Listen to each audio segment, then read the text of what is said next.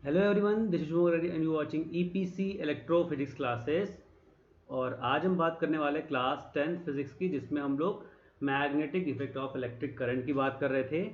और इसके पहले मैंने आपको एक वीडियो दी थी जिसमें हम लोग हिस्ट्री ऑफ मैग्नेट के बारे में हमने देखा था।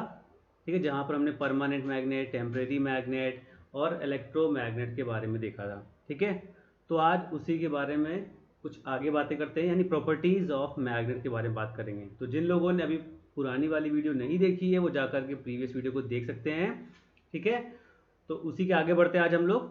ठीक है, तो अभी ये जो हमने इसके पैटर्न में बात करी थी, ठीक है, इसे कुछ नोट्स हैं जो आपको ऑलरेडी उस वीडियो में दिया हुआ है। ठीक है, तो आज बात करते हैं हम लोग यहाँ पर, ठीक है, कि व्हाट इज मैग्नेट। ठीक है, ओके। तो जैसे यहाँ पर दिया हुआ कि an object which is capable of producing magnetic field and attracting unlike poles and repelling like poles. ठीक है, तो ये मैग्नेट की एक डेफिनेशन मैंने दे दी है कि an object which is capable of producing magnetic field and attracting unlike poles and repelling like poles. ठीक है, ओके। अब बात करते हैं प्रॉपर्टीज ऑफ मैग्नेट की।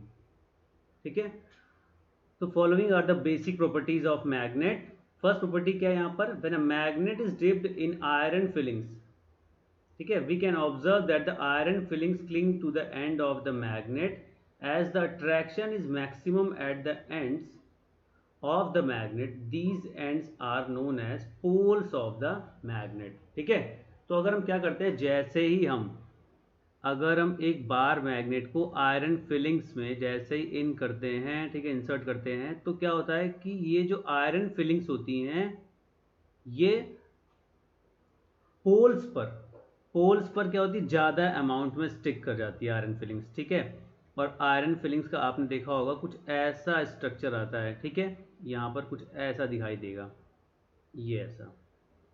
और आयरन फिलिंग्स यहाँ पर कुछ ऐसे इस फॉर्म में, यानी कॉन्सेंट्रिक सर्किल या फिर बोल सकते हैं क्लोज लूप बना रहे हैं, कुछ ऐसा ऐसा लूप बना रहे हैं। ठीक है, तो यहाँ पर देख रहे हो पोल्स पर क्या हो रहा है कि पोल्स पर जो है वो स्ट्रेंथ ज़्यादा है, यानी लाइंस क्लोजर हैं। जहाँ पर भी लाइंस ज़्यादा क्लोजर होंगी वहाँ पर स्ट्रेंथ क्या होगी, ज़्यादा होगी। ठीक है, तो ये पोल की स्ट्रेंथ ज़्यादा हो रही है क्योंकि यहाँ पे लाइंस जो है वो क्या है, क्लोजर हैं। ठीक है, ये क्लियर हो गया। और इन्हीं को हम बोलते हैं क्या, पोल्स ऑफ द मैग्नेट। ये आयरन फिलिंग्स थी और आयरन फिलिंग्स को हटाने के बाद जो हमने स्ट्रक्चर ड्रॉ किया वो कुछ ऐसी लाइंस होंगी। ठीक है, और ये लाइंस कैसी होंगी, कौन सी होंगी और किधर को जाएंगी, ये हम लोग बाद में बात करेंगे जब पढ़ेंगे क्या, मैग्नेटिक फील्ड लाइंस। ठीक है, अभी तो हमें सिर्फ आयरन फिलिंग्स के बारे में जानना था। ठीक है, तो इसे हमने बोला क्या, poles of the magnet. Clear. फिर बोला गया magnetic poles always exist in pairs only. Magnetic poles always exist in pairs only. इसका मतलब क्या हो गया, ये तो जाहिर सी बात है क्योंकि हम लोग इसको ऑलरेडी क्या बोलते हैं, मैग्नेटिक डाइपोल बोलते हैं। ठीक है, यानी सिंगल पोल का एग्जिस्टेंस नहीं है बिल्कुल। ठीक है, तो बोलते हैं magnetic pole always exist in pair. इसको थोड़ा सा हम समझने की कोशिश करते हैं। ठीक है, देखो जैसे कि यहाँ पर देख रहे हो कि यहाँ पर मैंने एक मैग्नेट लिया, नॉर्थ पोल उसका ये है और ये उसका साउथ पोल है। ठीक है, अब हमने ऐसे बहुत सारे मैग्नेट को यहाँ पे कलेक्ट करके रख दिया है। ठीक है, इसका ये वाला हैंड जो है ये नॉर्थ पोल है और ये वाला हैंड साउथ पोल है। अब हमने क्या किया, नॉर्थ साउथ ऐसे करके हमने क्या किया, बहुत सारे मैग्नेट यहाँ पे रख दिए हैं। ठीक है, अब अगर हम क्या करेंगे तो ये पूरा एक कंप्लीट, ठीक है, एक ये पूरा एक बड़ा सा मैग्नेट कंसीडर हो गया जिसका ये पोल कैसा है, नॉर्थ, और ये पोल कैसा आ रहा है, साउथ पोल। ठीक है, यानी कि अगर हम बोले कि ये जो कंप्लीट है ये पूरा अगर एक बार मैग्नेट होता, इस कंप्लीट को अगर हम एक बार मैग्नेट कंसीडर करते और हम ये बोलते कि अगर हम इसे बीच से कट कर देते हैं, यानी मान लो अगर हमने इसको यहाँ से कट कर दिया होता, इस पार्ट से कट कर देते, ठीक है, तो फिर भी ये क्या होता, ये इंडिविजुअली एक फिर से एज अ मैग्नेट की तरह ही बिहेव करता। क्यों, क्योंकि अभी भी इसका ये नॉर्थ पोल है और अगर यहाँ से कट करते तो ये वाला इसका साउथ पोल जाता। नॉर्थ पोल हो गया, साउथ पोल हो गया, ये तो फिर से एक मैग्नेट की तरह बिहेव करता। अगर ऐसा होता हम इसको फिर से यहाँ से कट कर देते, ठीक है, ऐसा पार्ट कट कर देते तो फिर से क्या होता है, इसका ये वाला part as a north pole हो जाता और ये वाला part as a south pole हो जाता। यानी अभी भी एज अ ये क्या करता, मैग्नेट की तरह बिहेव करता।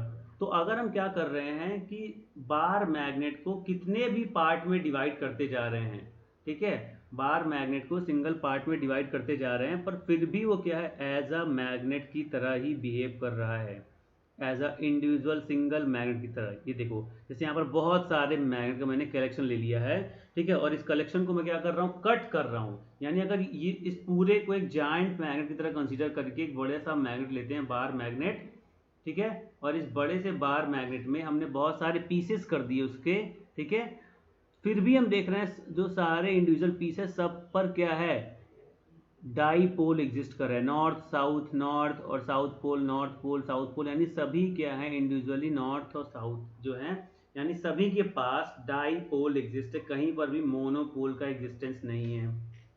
दूसरी बात, ठीक है, अब आगे एक और बात करते हैं कि ये जो है वो लेंथ पर डिपेंड कर रहा है कि नहीं करता है, ठीक है, यानी हम बात करेंगे कि ये जो मैग्नेटिक पोल की स्ट्रेंथ है, यानी पोल की जो स्ट्रेंथ है वो लेंथ पर डिपेंड करती है कि नहीं करती है, ठीक है। तो पहले आपको क्लियर कर देता हूं कि मैग्नेटिक पोल की जो स्ट्रेंथ है वो लेंथ पर डिपेंड बिल्कुल नहीं करती है, ठीक है। तो इसलिए कंफ्यूज मत होना कि अगर तुम इसे कट कर दोगे तो इसकी स्ट्रेंथ पर कोई फर्क आएगा, इसकी स्ट्रेंथ पर कोई भी फर्क नहीं आएगा, ठीक है, क्योंकि मैग्नेटिक पोल की जो स्ट्रेंथ है वो कभी भी लेंथ पर डिपेंड नहीं करती है। पोल की स्ट्रेंथ सिर्फ और सिर्फ एरिया पर डिपेंड करती है, ठीक है। तो मैग्नेटिक पोल की स्ट्रेंथ सिर्फ और सिर्फ किस पर डिपेंड करती है, एरिया पर डिपेंड करती है। कैसे, ये देखो, ठीक है, ठीक है, मैं आपको दिखाता हूं यहां पर क्या, कि पोल स्ट्रेंथ, अगर पोल स्ट्रेंथ यहां से बात करें, फिर क्या बोला कि pole strength of north and south pole of magnet is conventionally represented by plus M and minus M, ठीक है। फिलहाल अभी इसका कोई भी फिजिकल सिग्निफिकेंस आपकी क्लास 10th में नहीं है। ओके, यूनिट की बात करें तो क्या बोल सकते हैं, एम्पियर मीटर की यूनिट बोल सकते हैं हम लोग, ठीक है, पर अभी इसका भी कोई यूज नहीं है। हमें इसका यूज है कि pole strength of the magnet depends on nature of material, okay, of the magnet and area of cross section, ठीक है। तो दो फैक्टर्स पर डिपेंड कर रही है। पोल स्ट्रेंथ किस पर डिपेंड करती है, नेचर ऑफ द मटेरियल, किस मटेरियल से आपने मैग्नेट को बनाया हुआ है ये उस पर डिपेंड कर रही है, और साथ में एरिया ऑफ क्रॉस सेक्शन पर डिपेंड कर रही है, यानी ये एरिया लेस है या फिर एरिया मोर है, ठीक है। More area more magnetic strength, more polar strength more pole strength, less area less pole strength. फिर बोला it does not depends upon length, ये लेंथ पर डिपेंड नहीं करता है, ये सिर्फ और सिर्फ एरिया पर डिपेंड करता है, ठीक है। आप अगर ऐसे भी समझना चाहो, अभी अगर मैं जब पढ़ाऊंगा इलेक्ट्रोमैग्नेट तो वहां पर चीज एकदम क्लियर हो जाएगी कि लेंथ पर डिपेंड क्यों नहीं करता है, क्योंकि वहां पर जब भी हम ये बात करते हैं कि हमने अगर स्ट्रेट एक वायर लिया था, ठीक है, और एक स्ट्रेट वायर को हमने फिर एक राउंड शेप में कर दिया था, ऐसा कर दिया था, फिर उसके बाद हमने इसी वायर को ऐसा यहाँ पर स्पाइरल शेप में कर दिया था, पर कहीं पर भी इसकी लेंथ हमने चेंज नहीं करी थी, लेंथ कांस्टेंट ही रखी थी हमने, ठीक है। और यहाँ से हमें कंक्लूजन मिला था कि यहाँ पर जो आ रहा था, ये सर्किल जो बन रहे थे, नंबर ऑफ टर्न्स जो आ रहे थे, इसकी रेडियस पर डिपेंड कर रहा था, रेडियस पर डिपेंड कर रहा है, इसका मतलब क्या है, पाई आर स्क्वायर, यानी पाई आर स्क्वायर पर डिपेंड कर रहा है, मतलब एरिया पर डिपेंड कर रहा है, ना कि लेंथ पर डिपेंड कर रहा है, ठीक है। तो पोल स्ट्रेंथ कहीं से भी लेंथ पर डिपेंड नहीं करती, वो सिर्फ और सिर्फ एरिया पर डिपेंड करती है, ठीक है। अभी इलेक्ट्रोमैग्नेट जब पढ़ेंगे तो वहां पर और क्लियर हो जाएगा आपको, ठीक है। तो अभी ये क्लियर हो गया, ठीक है, कि जो स्ट्रेंथ है वो सिर्फ किस पर डिपेंड कर रही है, एरिया पर और नेचर ऑफ मटेरियल पर। तो कहीं से भी कट करो कोई दिक्कत नहीं है, ये मैंने आपको ऑलरेडी बता रखा हुआ है कि monopole concept, if a magnet is broken into number of pieces, each piece becomes a magnet, this in turn implies that monopoles do not exist. Clear? Ultimate individual unit of magnetism in any magnet is called dipole. ठीक है, मैंने आपको already बता रखा हुआ है कि magnetic dipole बोलते ही नहीं, क्योंकि इसमें यहाँ पर दो पोल का एग्जिस्टेंस है, साउथ पोल और नॉर्थ पोल, ठीक है। और हम इसको अगर ब्रेक करेंगे तो south pole north pole, south pole और नॉर्थ पोल इस फॉर्मेशन में यहाँ पर ये कट हो जाएगा। दूसरी बात बोलते हैं हम लोग क्या, repulsion is a sure test, ठीक है, रिपल्सन इज श्योर टेस्ट। कैसे, इसको भी देख सकते हैं, ठीक है। अब इस फिगर को देख करके बताओ ठीक है, अभी अगर मैं पूछूं इस फिगर में, ठीक है, कि इस फिगर में क्या कह सकते हो, यहाँ पर दो रॉड हैं, ठीक है, जैसा कि इस फिगर में शो हो रहा है, तो कौन सा मैग्नेट है और कौन सा सिंपल रॉड है, ये आप पहचान सकते हो? बिल्कुल नहीं, हमेशा कंफ्यूज रहोगे, ठीक है। तो जो क्या दिया हुआ कि for the two rods as shown in figure, if both the rods attract, if both the rod attract in figure A में दोनों क्या कर रहे हैं, अट्रैक्ट कर रहे हैं, ठीक है, attract, and does not attract in figure B, और फिगर बी में कोई किसी को अट्रैक्ट नहीं कर रहा है, then Q is magnetic and P is simple iron rod, ठीक है। इसका मतलब क्या है कि रिपल्सन जो है वो सेओ टेस्ट है, कैसे मैं आपको बताता हूँ। देखो ये बोला जा रहा है क्या, कि इसका मतलब Q क्या है, मैग्नेटिक है, और P जो है वो सिंपल है, यानी सिंपल आयरन रॉड है। तो देखो ये Q जो है अगर मैग्नेटिक, इसका मतलब इसकी जो स्ट्रेंथ होगी वो कहाँ पर होगी, पोल पर होगी, वेरी गुड, यानी ये नॉर्थ पोल होगा या साउथ पोल होगा, या फिर ये साउथ पोल होगा या फिर ये नॉर्थ पोल होगा, ऐसा कुछ भी हो सकता है, ठीक है। तो पोल पर होगी, और अगर ये क्या होगा, सिंपल एक मटेरियल होगा यानी आयरन पीस होगा, तो ये पोल पर आके स्टिक कर जाएगा, अट्रैक्ट कर जाएगा, बिल्कुल कर जाएगा, ठीक है। ये वाला शेप कैसा पॉसिबल है वो भी देख लो, ठीक है। यहाँ हमने क्या बोला कि हमने क्यू को क्या बोला है कि क्यू मैग्नेटिक मटेरियल है। अगर क्यू मैग्नेटिक मटेरियल है, ठीक है, तो इसको हम ला करके इस रॉड के ऊपर ऐसे रख भी सकते हैं, तो भी कोई दिक्कत नहीं है। क्यों?